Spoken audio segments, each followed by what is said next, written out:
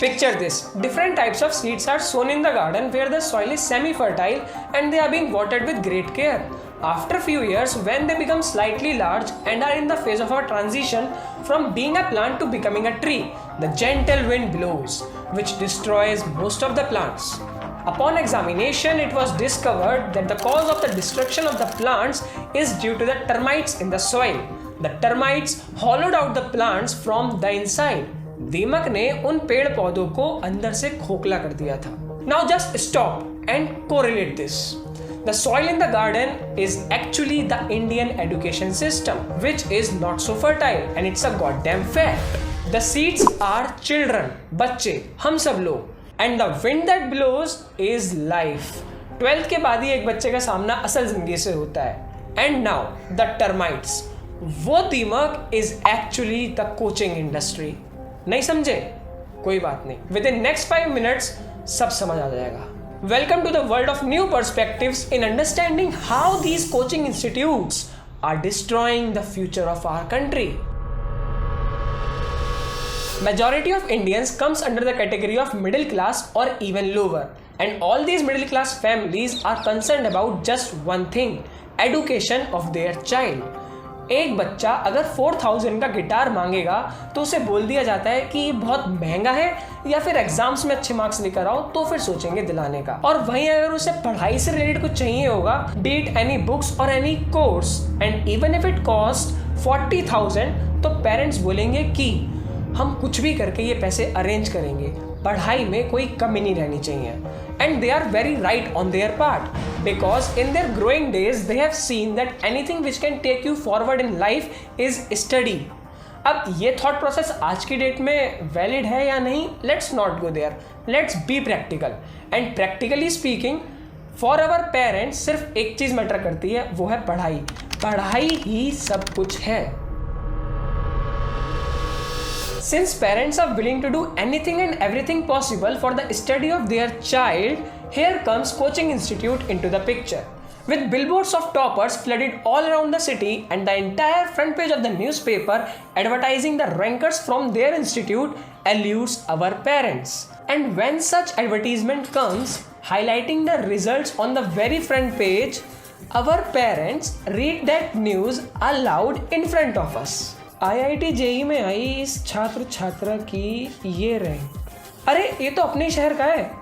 And then you feel that awkwardness की हाँ ठीक है ना, आई फील यू. और इसके बाद धीरे से पेरेंट्स बोलते हैं कि तुम्हारी फोटो कब आएगी यहाँ पर. होता है नहीं होता है. These coaching institutes know that students are just mere puppets in the hands of the parents. तो उनका सिंपल सा सिर्फ एक टारगेट है कि कैसे ही करके बस पेरेंट्स को इन्फ्लुएंस करना है. And we being emotionally attached to them with zero exposure of the world, no knowledge about the possibilities in life, we consider the path laid ahead of us is the best path for us and we start running on it. Ajay was the child who was preparing for the exam, be it IIT JEE, NEET or UPSC. But he couldn't make through because he thought he lacked guidance. So he started a coaching center for his fellow successors, जिन्हें ये लगता है कि वो exam तो clear कर लेंगे, बस कोई प्रॉपर गाइडेंस मिल जाए. So for a very noble cause, he started his coaching center कि किसी के पास कोई गाइडेंस की कमी ना रहे. And it's a very good thing. यहाँ तक कोई दिक्कत नहीं है. But the problem begins when others started seeing it as an opportunity to earn lakhs and crores. They started selling dreams to everyone. You can be an IITian, you can be a doctor, you can be an IAS officer. और जो ये सपने बेच रहे हैं उन्हें भी मालूम है कि सिर्फ लिमिटेड बच्चों का ही सिलेक्शन होना है.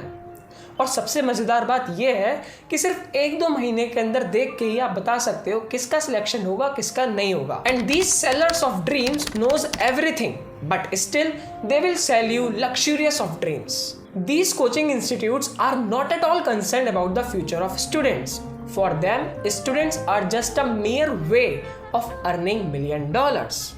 The situation has reached a point where the roots of the coaching institutes have become very strong. When I was preparing for JEE and wherever I used to watch these coaching institutes flexing about their coaching in the names of IITians being their faculty, one question always used to arise in my mind. कि IIT में जाने के बाद भी अगर आप सिर्फ पढ़ा ही रहे हो तो फिर आईआईटी जाने का फ़ायदा क्या हुआ? But now after spending 3 years in this ecosystem I have got the answers of everything. अब आप एक एग्जाम की तैयारी कर रहे हो, इर्रेस्पेक्टिव ऑफ द फैक्ट कि आपका वो एग्जाम क्लियर होता है या नहीं, आप अपने नीचे वालों को उस एग्जाम की तैयारी कराने लग जाओ, क्योंकि एग्जाम क्लियर करने के बाद इतना पैसा नहीं है जितना एग्जाम की तैयारी करवाने पे है। If this is not the scam then what the scam is. बस फर्क इतना है कि यहाँ पे एक शब्द है पढ़ाई, और पढ़ाई की बात आते ही हम सब बहुत इमोशनल हो जाते हैं, क्योंकि it is deeply rooted in us कि पढ़ाई बहुत अच्छी चीज़ है। नो डाउट पढ़ाई बहुत अच्छी चीज़ है, बट ये पढ़ाई अब पढ़ाई नहीं रही है, it has become a $multi-billion business. और वो बच्चा जिसे मालूम है कि उसके लिए ये एग्ज़ाम क्लियर करना बहुत ज़्यादा चैलेंजिंग रहने वाला है, उसको बोला जा रहा है कि तुम्हें तो सिर्फ एक सीट चाहिए, आखिर तक कोशिश तो करो। और अपने आसपास सबको उसी एग्ज़ाम की तैयारी करते देख वो भी उसी एग्ज़ाम की तैयारी करने लग जा रहा है। ही और she is just giving hard and money of their parents to these coaching institutes. Indian education system is weak, but these coaching institutes have worsened the situation. A 14-15-year-old kid जिसको दोपहर तक school में और ideally शाम का time ground पे बिताना चाहिए, या anything which he enjoys, be it playing guitar, singing, dancing, or just drawing his or her heart out on a sheet of paper. But due to popularity and influence of this coaching industry, they spend their evenings just listening to mundane lectures.